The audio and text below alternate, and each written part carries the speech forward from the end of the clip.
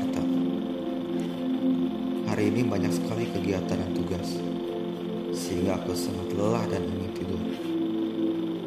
Sampai kamar, aku langsung mengistirahatkan diriku di kasur. Saat aku terbangun, tiba-tiba suasana berbeda. Ada apa ini? Itulah pertanyaanku saat aku terbangun. Tubuhku tiba-tiba jadi kecil. Suaraku pun juga. Ruangan berubah. Anehnya aku sedang memegang sebuah buku novel. Dan aku sangat terkejut melihat kalender menunjukkan 10 tahun ke belakang. Aku tidak tahu apa yang sebenarnya terjadi. Tiba-tiba aku merasa terkendalikan. Aku merasa tidak bisa bicara. Aku mulai tidak bisa merasakan tubuhku. Hanya pikiranku yang dapat bicara. Tiba-tiba namaku Laina. Umurku 13 tahun. Aku anak bungsu dari saudara-saudara perempuanku. Ibuku sudah meninggalkan kami sekeluarga.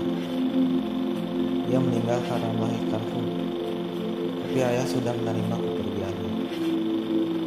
Sehingga sekarang ia menjadi sangat menyayangi anak-anak ini, termasuk aku. Namun saudara-saudaraku masih belum menerima kepergian ibu kami. Dan mereka menganggap akulah yang membunuhnya. Namun ayah tidak menganggap aku yang membunuhnya. Ia masih tetap menyayangiku.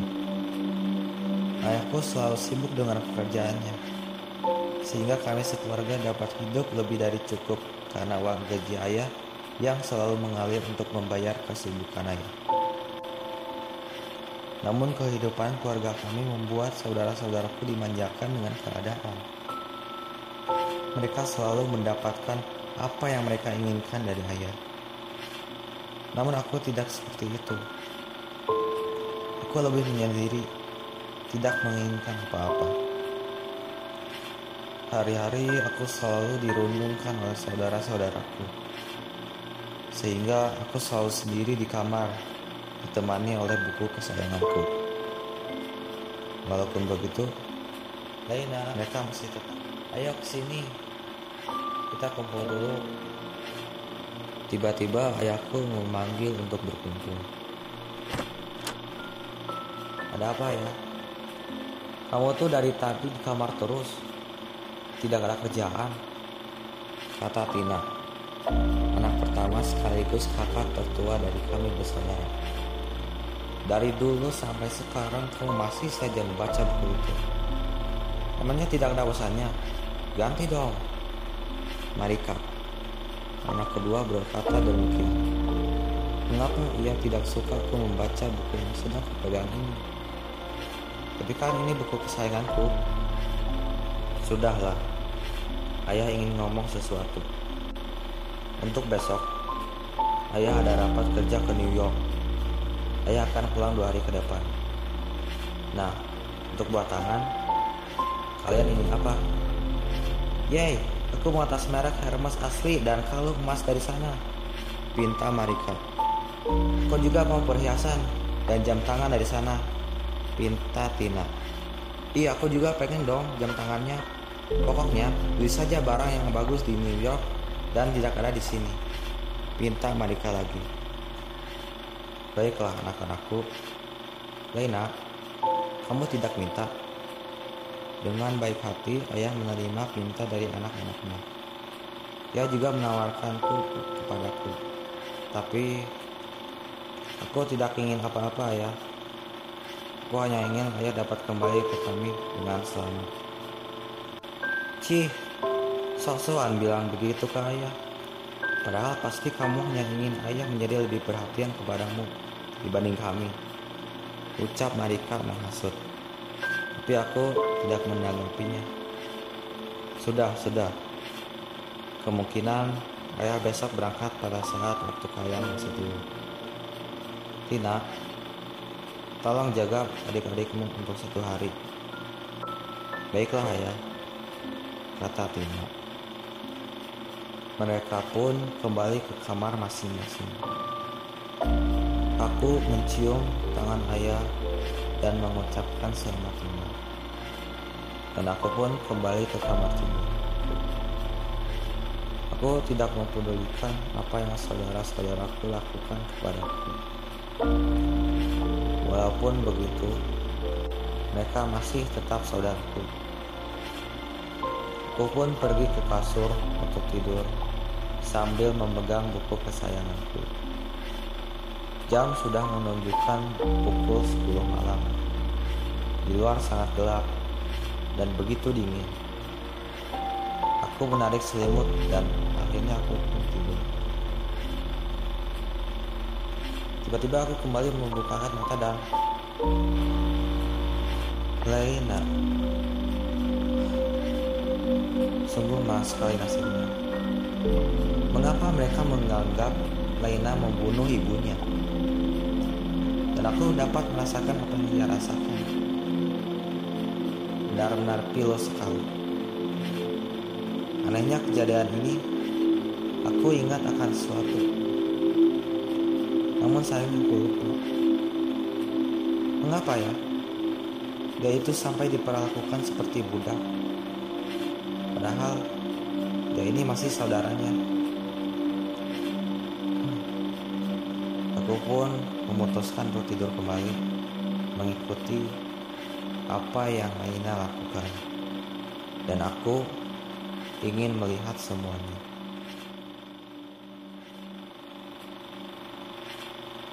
Aku kembali membukakan mata. Ternyata hari sudah mulai terang. Jam menunjukkan pukul 7 pagi. Tadi malam juga aneh. Aku seperti mendengarkan ucapan, namun tidak jelas. Aku tidak tahu apa itu. Aku pun memutuskan untuk mengabaikannya. Lebih baik aku membereskan tempat tidurku. Namun anehnya, mengapa bukuku sudah berada di atas meja sampingku? Siapa yang... Lena, udah bangun belum? Cepat keluar. Tiba-tiba Tina memanggil. Ada apa, Kak? Cepat cucikan piring bekas sarapan daripada kamu diam terus. Tapi Kak, aku kan belum sarapan. Salah sendiri bangunnya telat. Ayo cepat. Dengan keadaan belum sarapan, aku terpaksa menuruti kata Tina. Dan hingga akhirnya aku mulai merasakan lemas saat mencuci. Sedangkan Tina dan Marika sibuk memainkan HP mereka. Aku memutuskan untuk berhenti terlebih dahulu untuk sarapan.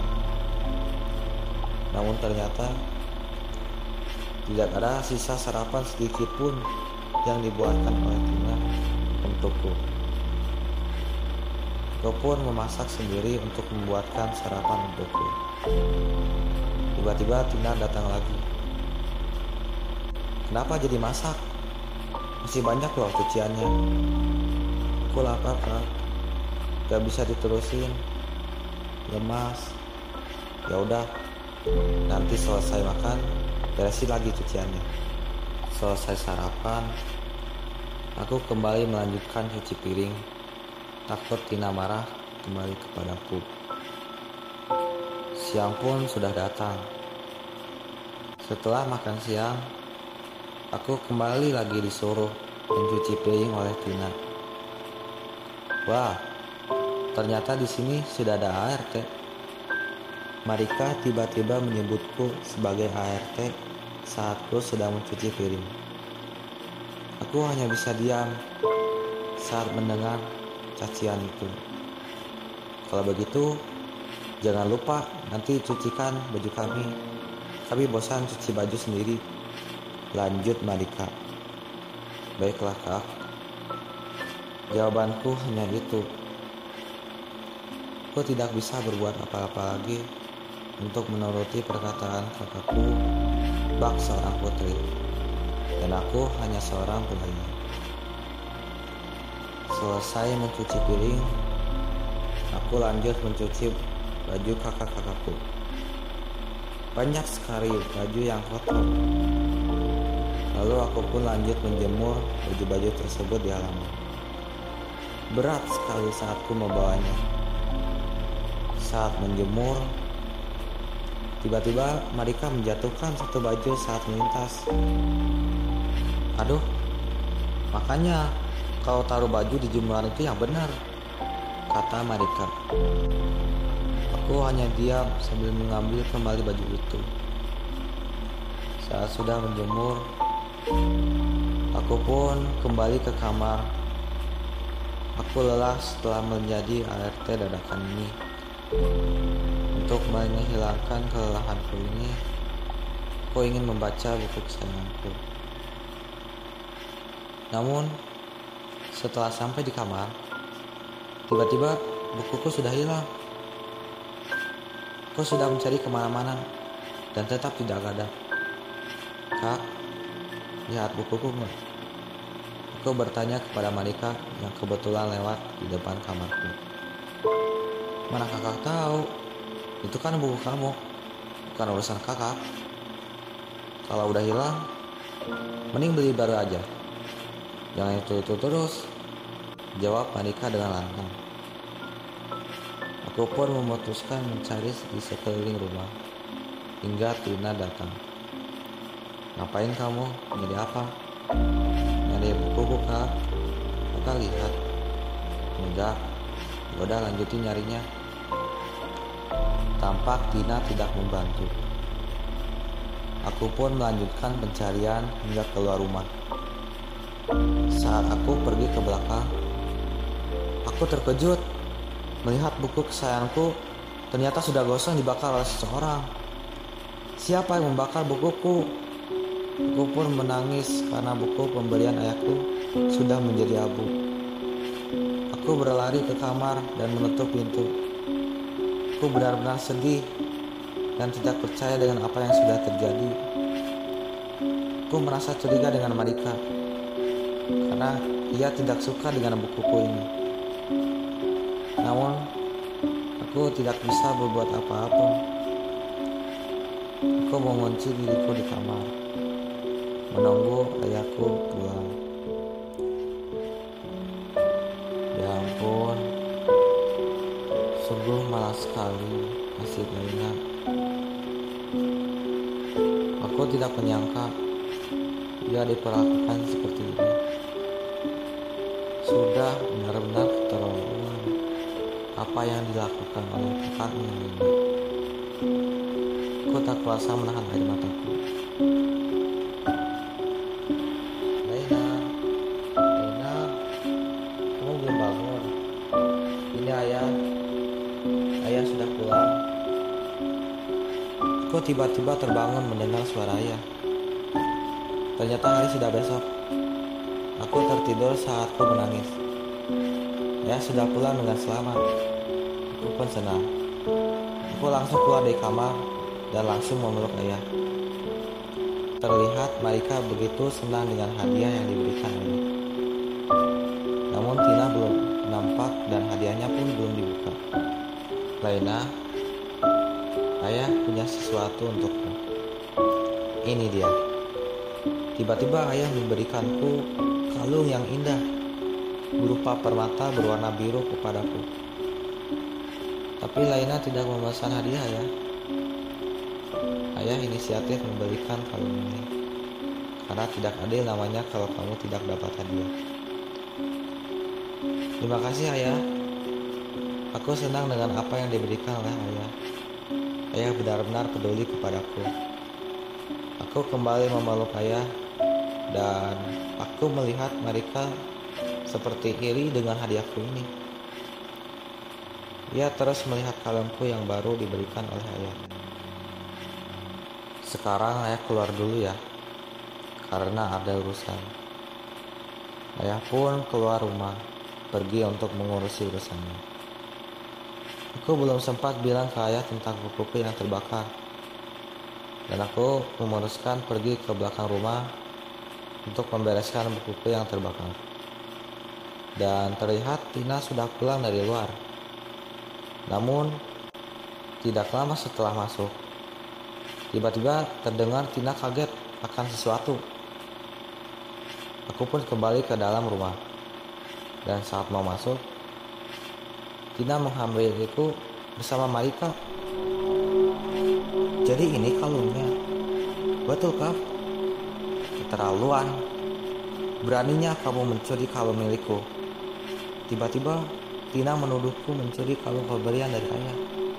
Mengapa? Maksudnya apa kak? Kalung ini ayah berikan untukku.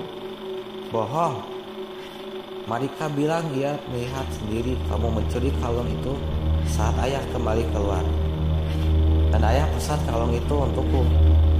Jadi seharusnya kalung itu milikku. Apa? Kak, kalung ini langsung diberikan oleh ayah kepadaku. Karena ayah hanya inisiatif untuk memberikannya kepadaku. Aku tidak mencurinya, Kak. Karena ini memang milikku. Dan Marika hanya berdusta kepadaku karena iri. Percayalah kak, dasar kau pembohong. Karena sangat emosi, sontak Tina mendorongku hingga terjatuh ke jalan hingga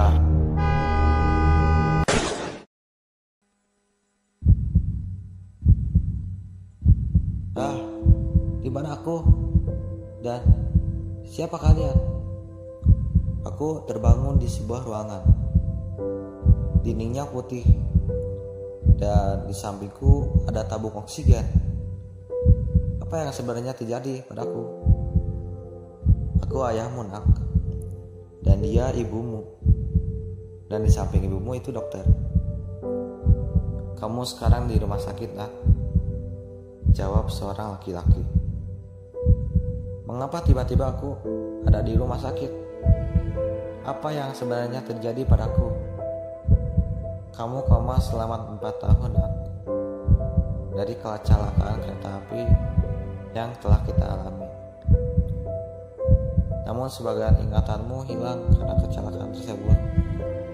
Tapi tenang nak, ibu dan ayahmu ini akan mengingatkanmu lagi kenangan yang sudah kau alami. Sekarang kau istirahat dulu ya, dan tenangkan dirimu, jawab seorang wanita yang mengaku sebelumnya. Aku benar-benar terkejut setelah apa yang ku alami setelah 4 tahun. Astaga. Lalu, siapa namaku? Laila.